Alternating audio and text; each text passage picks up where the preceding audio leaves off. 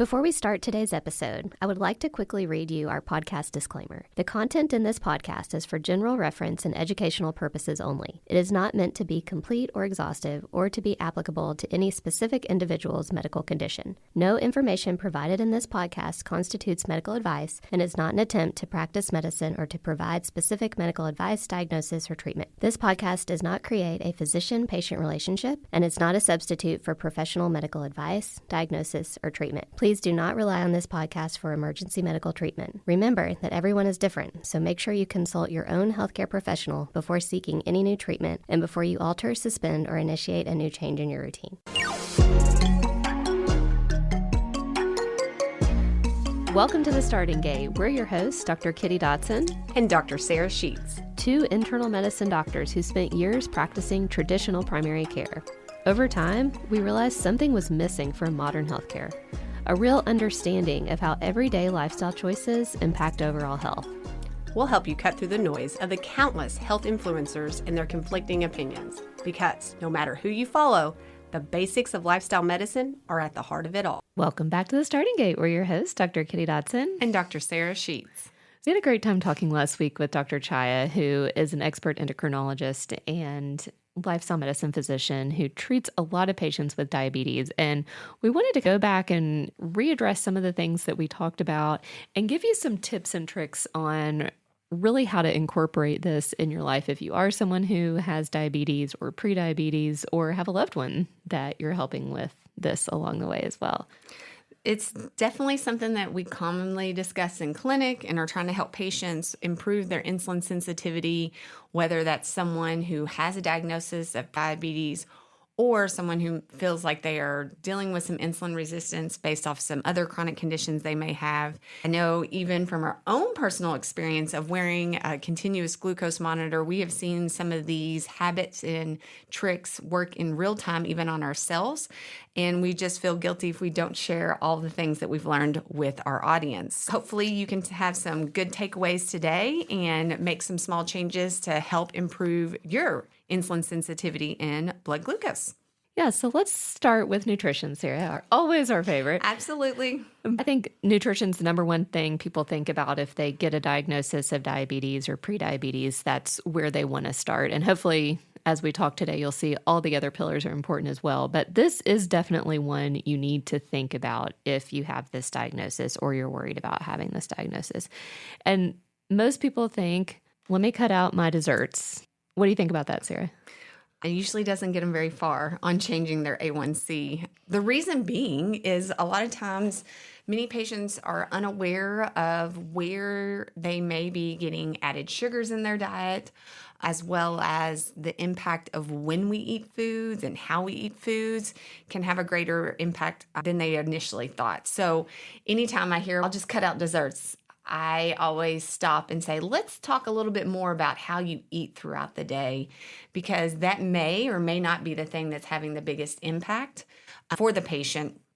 So I really like to start with how can we start out our day successfully, and then we work from there.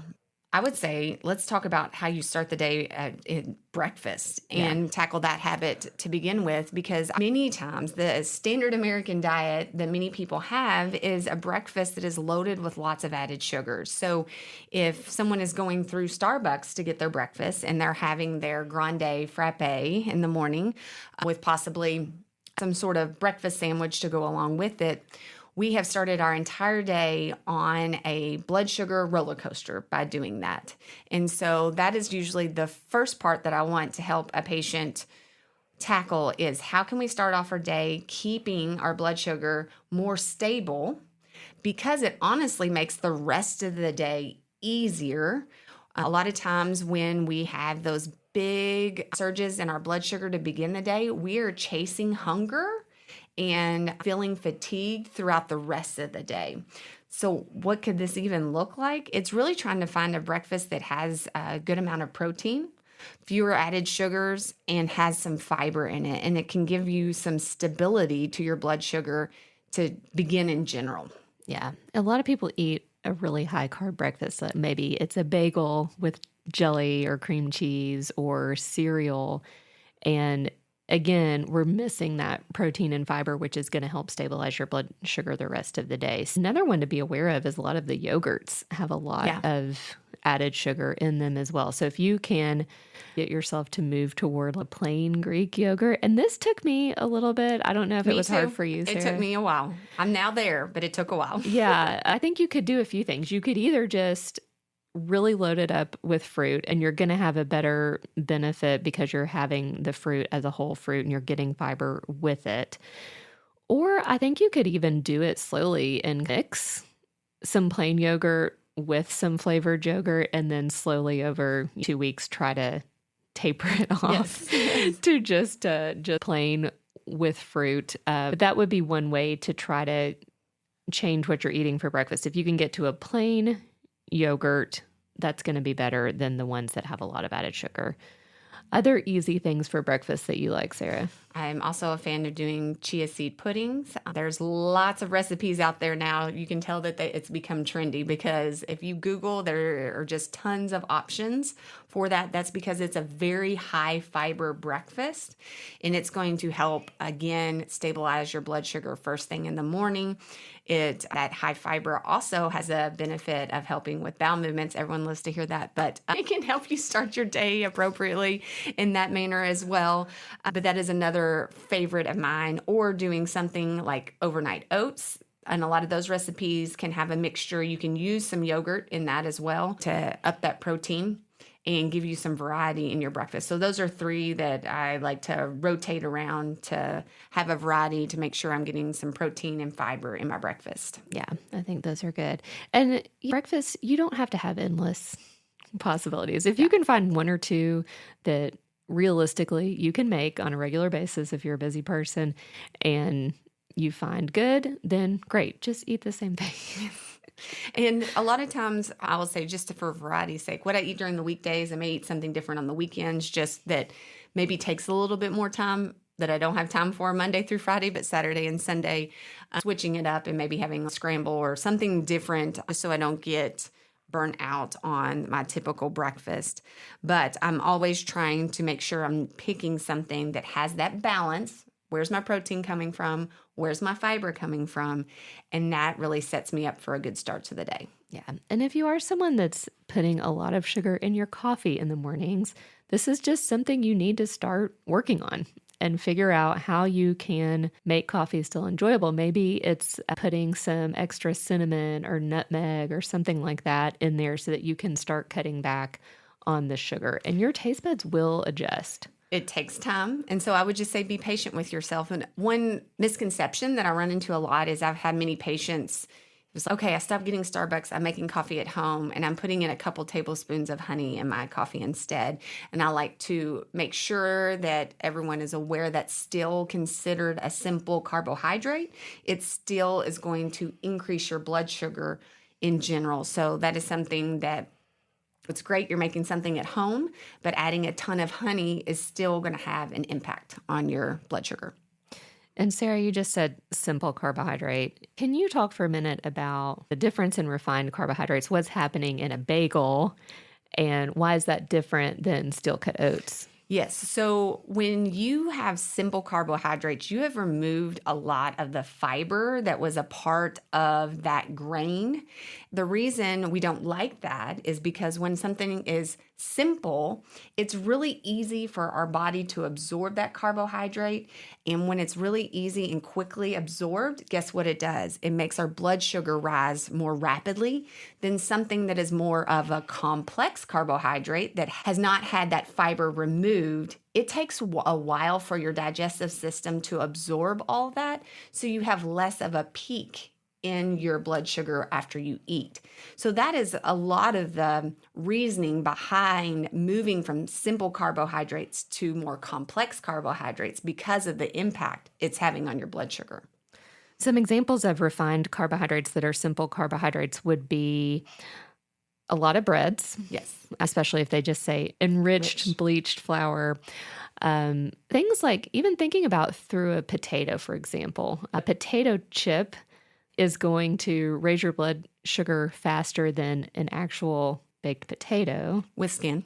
with skin. The skin will definitely slow it down. And then even if you have carbs, so if you have potatoes, if you've cooked it and then gotten it cold, the more times you cook and get it cold, so then if you have a cold potato salad, that actually makes the carbohydrate more resistant to being broken down, and that will also lower the effect that it has on your blood sugar if it has been cooked and then cooled again. And that is a big tip that we like to use for individuals that eat a lot of rice. Culturally, all their meals are composed of rice, is really having the rice cooked before, cooling it, and then eating it, because it develops that resistant starch that is going to decrease that blood sugar rise after eating it compared to if you have it straight immediately after you have cooked it.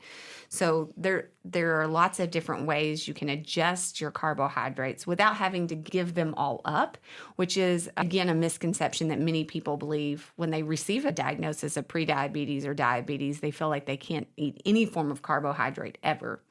And that's something that I like to make sure that they understand. It's no, instead we have to adjust maybe the kind of carbohydrates we eat and how we eat them, because that is what makes a big impact. So just like we had mentioned at breakfast, both of us talked about fruit. And many times patients are fearful of eating types of fruit. And it's more so what helps is eating some of your higher fibrous fruits that have a lower glycemic index. I don't know if our listeners have heard of that word before, but it is something that you can easily Google about different types of food.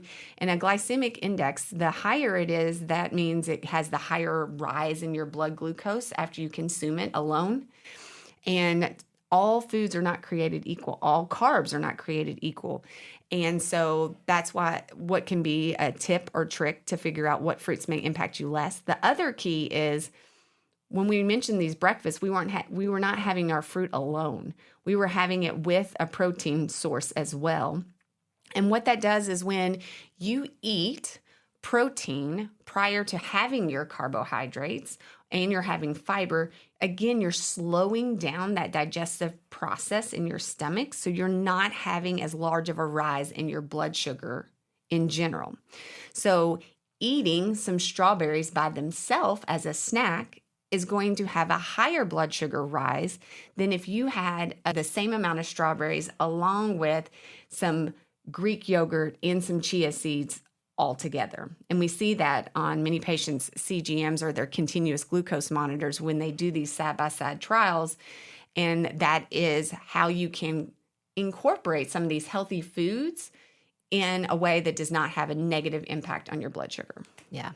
I saw this happen myself when I was wearing a CGM not long ago, and I was on a field trip with my daughter and ate some of her leftover grapes, and I had not eaten anything all day. It was like 5 grapes. Yeah. It wasn't much, but my sugar went up a lot. And so the next day I thought, I'm going to eat these same 5 grapes after lunch. So I'd eaten a lunch with a salad that had a lot of fiber in it, and it also had some grilled chicken. So I'd had fiber and protein, and then I ate the same 5 grapes, and my blood sugar went up half as much as it had gone up when I'd eaten just the 5 grapes alone. So you really can make a difference if you are incorporating fiber and protein into your diet. And not really even just with fruit, but thinking about if there is a specific dessert or treat that you really do love having, that's how you can still have it sometimes without having as much impact on your blood sugar. I like to talk about each meal. So let's move on to lunch. Yes. And some tips there.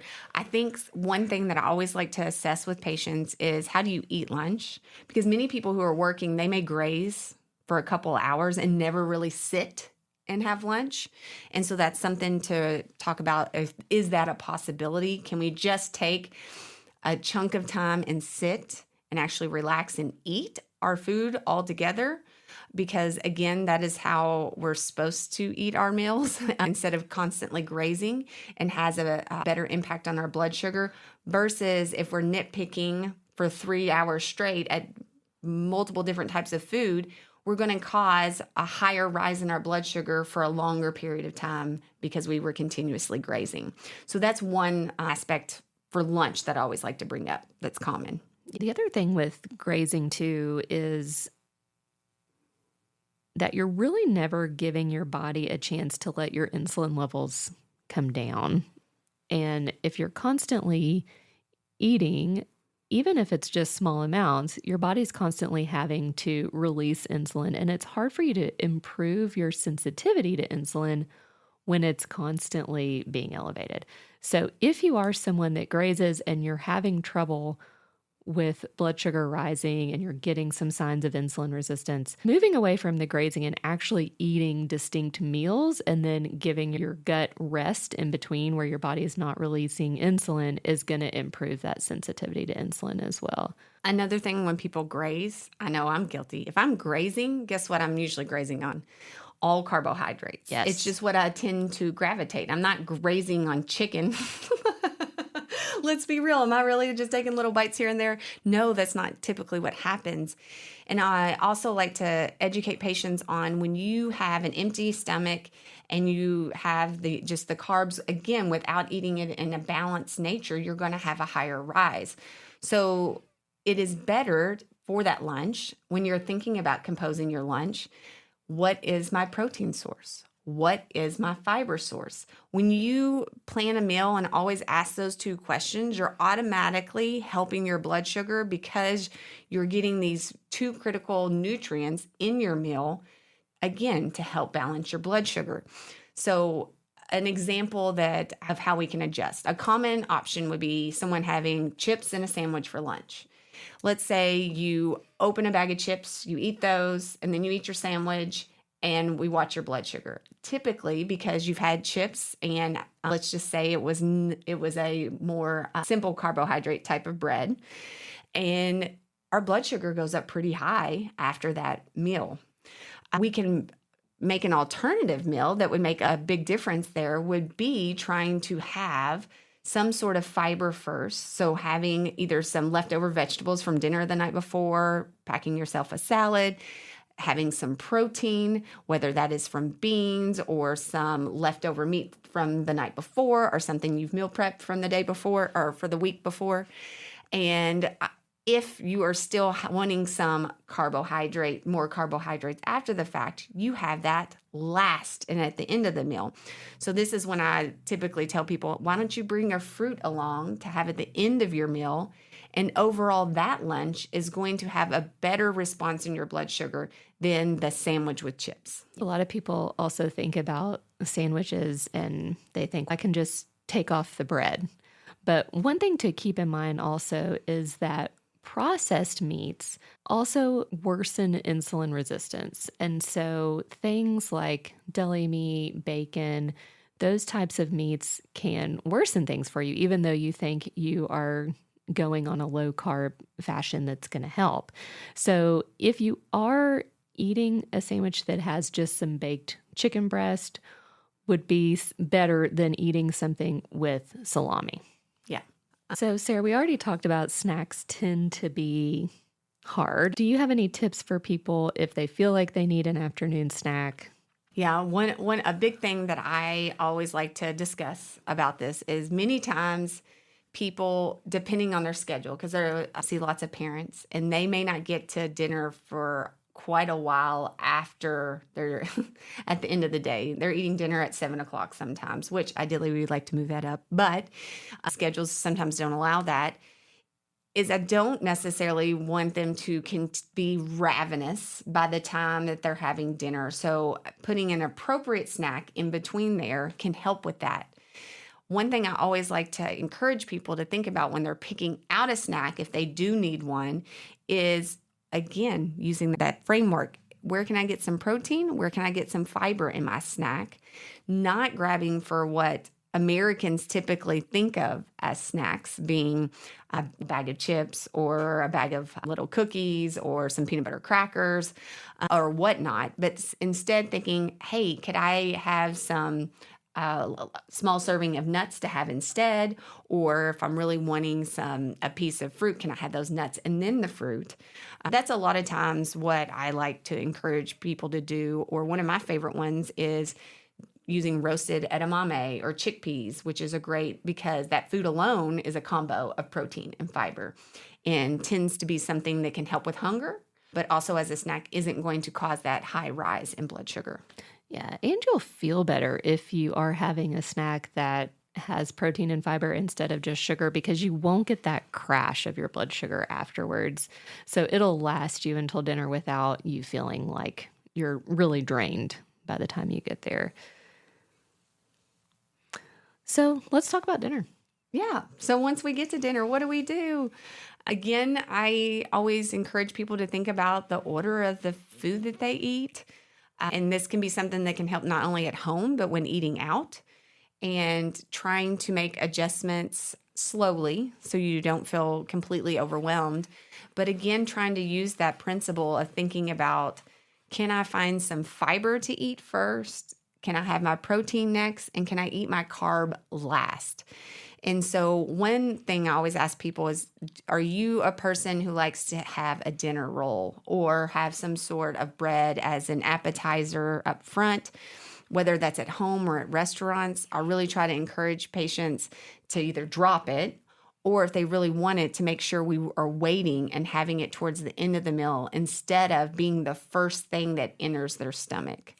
And if you wear a CGM and you watch this, if you have an empty stomach and you are very hungry and that you eat a carb up front, your blood sugar shoots through the roof from the very beginning versus if you had waited till the end. Another thing that a lot of people will do, I'm guilty of it when I've gone to eat Mexican, is eating a bunch of chips before you actually eat your meal. And that's another one that really can send your blood sugar very high before you've had any other food on it. Yeah. So it's hard, but if you practice eating them with your meal or after your meal, you can still enjoy some without having as big of an impact. And in an ideal state, I would typically say, hey, let's have a salad before our dinner.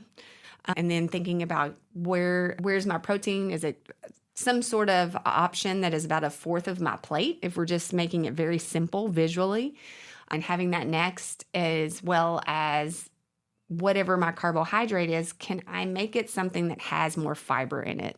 Can I swap out that white rice for brown rice, or white rice for a quinoa? Or can I have those little small potatoes that you eat the actual skin of instead of having French fries? Trying to make some of those swaps so I don't feel like I'm restricting all carbohydrates, but I'm picking one that is going to have that fiber again, be a more complex carb, and improve my blood sugar in general. Yeah. And even things like keeping some frozen cauliflower rice in the freezer. This is something you can do if you're feeding a family, and let's say your kids love rice and they love this particular dinner that you make for them. You can always do something like go ahead and make that dinner that has the meat and vegetables and put it on rice for the family, but put it on cauliflower rice for yourself. And that would be another way just to bring those carbohydrates down for yourself. I think people do struggle with, how do I feed my kids and myself with trying to keep my sugar down? A few things to think about. One thing is, what kind of sauces are you using? Are you making your own sauces? For a lot of parents that are short on time, often we're buying pre-made sauces, and that's where you can really save yourself some trouble if you just turn it over and look at those nutrition facts and find a few that you like that are lower in sugar. Because I've been shocked at how much sugar is in things like barbecue sauce, ketchup. But there are low sugar options that are good. Yes, I have slowly transitioned my family to a lower sugar barbecue sauce that is out there. That took a while. And salad dressings are typically really high. And sometimes you feel like you're doing the right thing by eating salad, but not paying attention to the actual salad dressing. And that's one for restaurants I always encourage patients to pay attention to, because restaurant salad dressings that are homemade tend to have even more sugar than the store-bought ones. So really trying to adjust that, trying to get it on the side, use less in general. So when you think you're making a healthy decision, you are trying to make it as healthy as possible. Yeah. And don't be fooled. Sometimes you think you're making a healthy choice because you get the fat-free version, but often those have even more sugar. Just make sure you take a minute to look at a label. And once you find a few that are your go-to, then it can make things more simple again. And another big thing when I'm talking about dinner is I want to make sure that we're eating to feel full at that time, because one thing that can wreck your blood sugar more than anything, and Kitty and I both have watched ourselves, and neither one of us have prediabetes or diabetes. So someone who has really high insulin resistance will have even a larger response. But eating late at night or before bed is going to make your blood sugar stay up much longer than it would if you ate the same food earlier in the day. Why is that? Let's think about it. If you're eating right before bed, you are going to sleep. Your body is not using any of that food in a way for movement at that point. And so it is staying in your blood sugar because your muscles are not uptaking that glucose and helping you out at all. A lot of times when people are trying to restrict, and then they feel ravenous before bed, it is better that you are increasing those calories at dinner so you don't end up in that spot where you're starving at night. Or you need to look at your behavior in general. Am I a late night snacker because I'm bored? Am I a late night snacker because I'm emotionally eating? Am I a late night snacker because it's just been my habit for 20 years? And really trying to think about how can I work on that habit specifically. And if that is one someone struggles with, I usually say, forget everything else. Let's just work on that first because it has that big of an impact. Ideal state is not to eat 3 hours before bed. And then for some people, it may need to even be 4 hours before bed if they have a slower gut or have gastroparesis. But if that seems impossible based off of your schedule, just trying to move it as much as you can. And then we can use physical activity as a tool to help us if we do feel stuck that we ate later at night than we had planned on doing. Yeah. And another thing just with dinner, if you are someone that wants to have dessert, you should have it with dinner. Do not wait an hour and then have it again. You're going to have less of an increase in your glucose if you go ahead and eat it while you have that protein and fiber from dinner in your gut. Any thoughts, Sarah, for someone who does a lot of traveling? I think when traveling, one of the best things you can do for yourself is try to plan ahead. Specifically, if you know you're going to be tight on getting food, that you're not at risk of just having to walk into a gas station or find something quick at the airport. If you can plan your own snacks and have them with you, it's going to set you up for better success. So that's one of the big things for travel that I always recommend is plan ahead. Yeah. I always bring seeds with me because it's so easy. You can just grab a Ziploc bag and put some chia seeds and basil seeds in there. And then you can add that to your breakfast. If you're going to be somewhere, you can add some fiber somewhere in your day. If you're eating at the hotel when you're traveling for work or something like that, that's really easy to just bring with you. It doesn't take up room in your suitcase. And for the patients that just become fearful with travel because they are being very cautious and paying attention to a lot of the foods they eat, and then they're at the mercy of whoever's feeding them or getting whatever food is available to them, is really just making sure you're thinking again, ask those same questions. Where am I getting my fiber? Where am I getting my protein? I'm going to make the best decision based off what I have.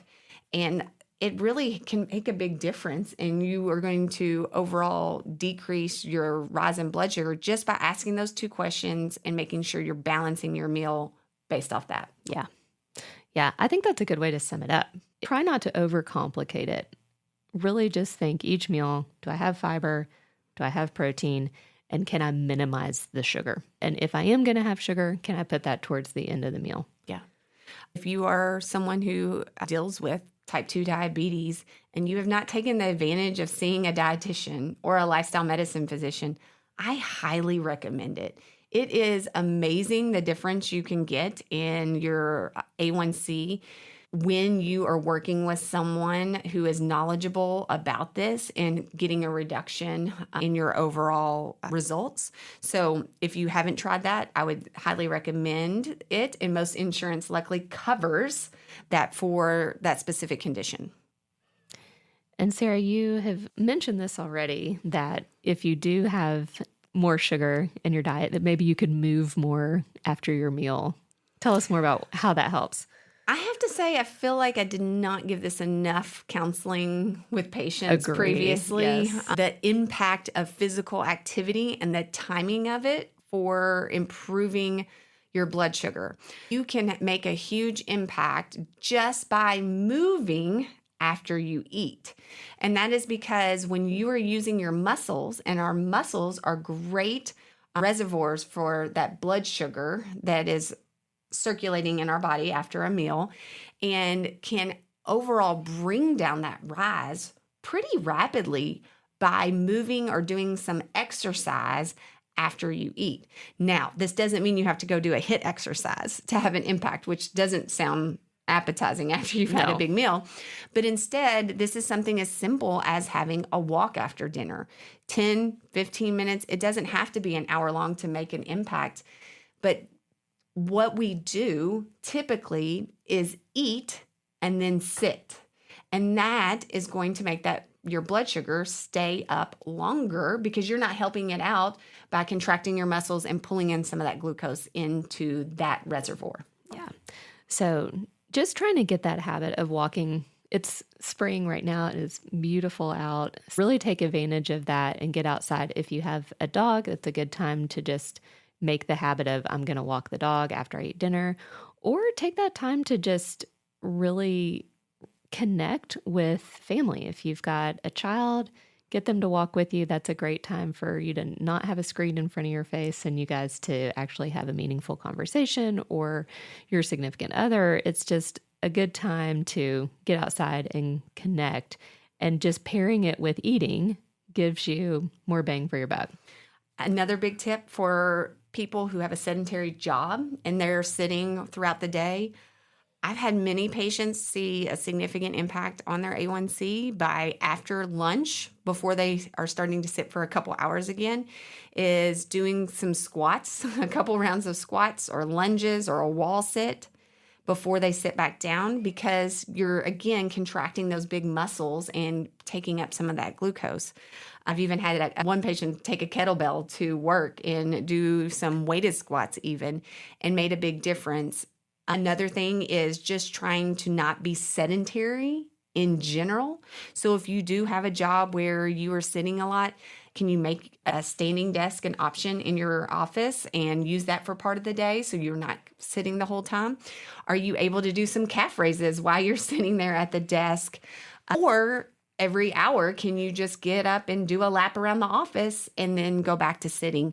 Simple things like that may seem silly and not worthwhile, but they actually have a significant impact on your overall blood sugar. Yeah. And if you want to see it, and you can wear a CGM. If you're a diabetic, you may already have one on, and you just really need to pay attention to that. If you're someone that wants to see what effects that has, it's something that, considering wearing a continuous glucose monitor, can show you the effect of that. That was one of the things I noticed the very first time I wore one was, wow, that walk back to my car, if I park farther away, made a difference. Every time my sugar would come down. So it's really interesting to watch. And we've had a lot of episodes talking about exercise snacks, but so if you need more tips on that, we talked about that with Jessica Jackson and Lisa King on really trying to figure out ways to incorporate small, short movement into your day. And that can make a big difference if you have insulin resistance. And so another thing just to think about is it's not just cardio, because you talked about how important muscles are in taking up glucose out of the bloodstream.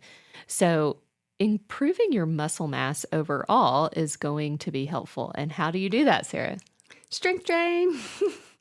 So that is, again, something that I did not emphasize enough as a primary care physician, but really having our patients who are dealing with insulin resistance, having a regular resistance training schedule can be something that is very powerful in improving their insulin sensitivity. So your body will uptake that glucose in a much better manner. And as we have talked about, your muscles are wanting to pull that out of your bloodstream so you have less of a rise in general, which then means you have less of an insulin spike that has to occur, which is what is leading to the resistance in general. It is something that many people are scared to think about.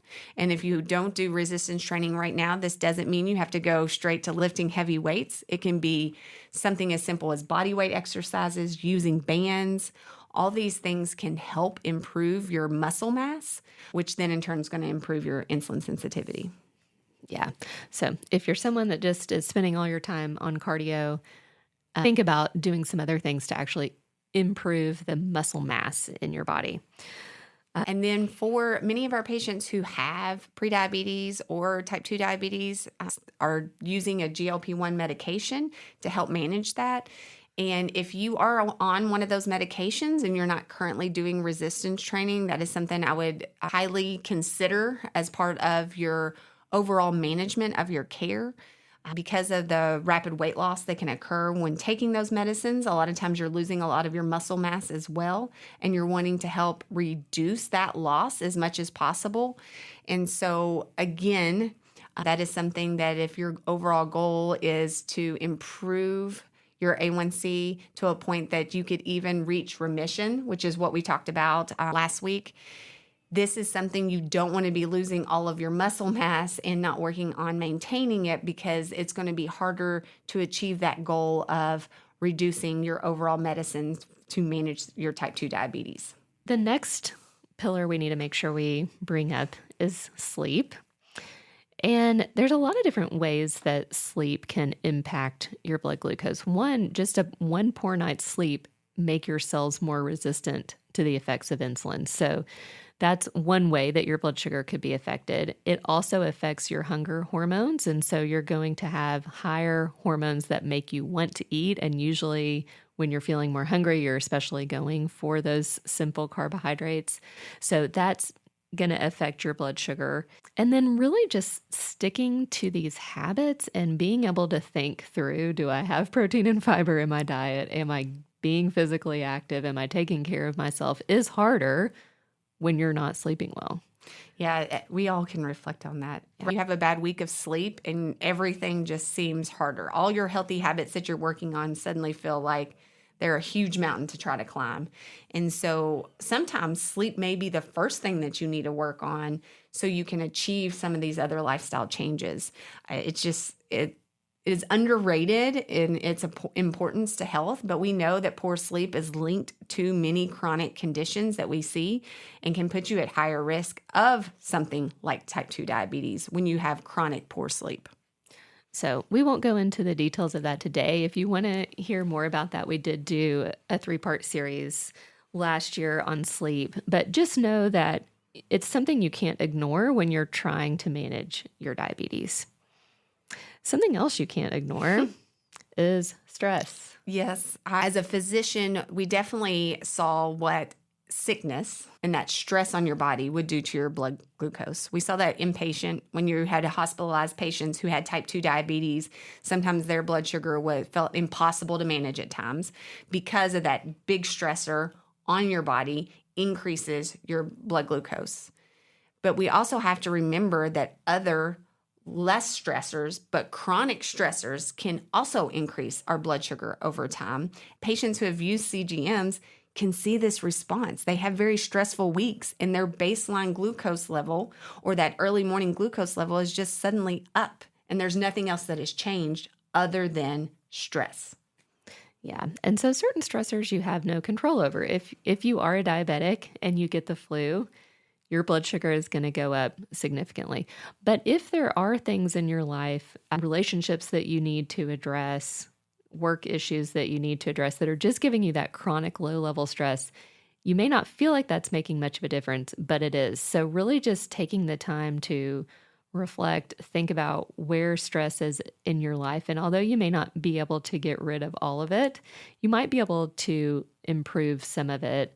And then think about what else you can do to just keep your baseline stress down. And again, exercise is always a great way. One of the best stress management tools that are out there. Yeah. And the good thing about trying to help manage stress is there's a lot of tools that don't take a lot of time that can have an impact. If you have never tried out breathing exercises, I highly encourage looking into that. Just doing some breathing for a couple of minutes can tell your nervous system, I am not running away from a tiger. I'm safe, I'm okay. And that decreases some of those stress hormones because it's allowing your body to realize, I don't need to run away right now. And in turn, can help improve your blood sugar. Because a lot of times when we're doing that, our body is trying to give us more fuel source to use. But if the stress isn't a physical stress, we don't need that. One thing that people often turn to when they're stressed also is alcohol. And so that's something else that is going to have an impact on your blood sugar. Many alcoholic beverages are full of sugar and carbohydrates. Oh, yes. Leaning toward that to manage stress is only going to worsen things. And it also then in turn impacts your sleep, which, as we mentioned, also impacts your blood sugar. All these things you can see quickly are interrelated, and trying to work a little bit on each pillar together can give you an overall great response. Yeah. And then I think the last pillar to touch on is social connection, which you may think, how does that apply to diabetes? But I think having diabetes can feel isolating, especially if you're the only one in the family and now you're having to check your blood sugar and really look at labels where maybe you weren't doing that before. And so just being open and talking to people about it. There's lots of support groups out there, or Facebook groups or other groups you can get ideas from, so that you don't feel like you're the only one having to think about these things. Sometimes we are nervous to ask our family for help, but I would say that many times when you receive a diagnosis of something like diabetes, your family is wanting to help you feel well and feel better. So make it a family affair. Learn about these things together, work together as a team, because overall it's going to be easier for you in general to make these changes if you're all doing it together. And if you feel like you don't know where to look or where to find resources or ways to connect with other people, talk to your doctor about it. This is one thing that I think they could probably give you some good options on how to connect. And we'll also put some resources in the show notes as well as ways to connect with others. So if this is feeling like a lot and you're trying to think, how can I do all of this? One good resource also is to put some of your preferences into AI and let it help you figure out how you can adjust things to decrease your blood sugar. So should we try some together? Yeah, let's do it. Okay. All right. I am opening my AI right now, and I'm going to ask it, can you help me with a better breakfast option? I usually like to have a bagel with jelly and orange juice, but I'm really trying to work on decreasing my sugar intake and simple carbohydrates, and I want to increase my protein and fiber. What would be some other options for me for breakfast? All right, let's see what it says. So now it's given me the option, if I still want to incorporate the bagel into my life, half a whole grain or sprouted bagel, add eggs, cottage cheese, or smoked salmon, and swap the jelly out for some berries or a thin layer of nut butter. That adds fiber and protein. Nice work. I know. Thank you. And then it also gave me multiple other options for breakfast as well, from yogurt bowls to egg-based breakfasts to smoothies and oatmeals. So if you feel like you're having trouble or there's definitely still something you want to incorporate into your meal, you can still say that and then let ChatGPT help you figure out how to reduce the sugar, increase the fiber, and increase the protein. It also can help you figure out how to incorporate some of those exercise snacks into your schedule if you need help with that too. Yes, I've had many people talk about how they put their schedule in there and use AI to help analyze where is the best space for me to squeeze in exercise, or where can I be more time efficient so I can get more sleep, and using it just as a assistant in general of doing better time management if that is something you just feel like I can't figure out how to put this within my schedule. It's a great tool. It doesn't beat seeing a healthcare professional, so always remember that. And have these discussions with your actual healthcare providers, but it is a way to come up with ideas that maybe you would not have thought of before. And we'll put links to the American Diabetes Association in the show notes that has lots of guides and recipes, as well as one Dr. Chaya told us about with diatribe.org.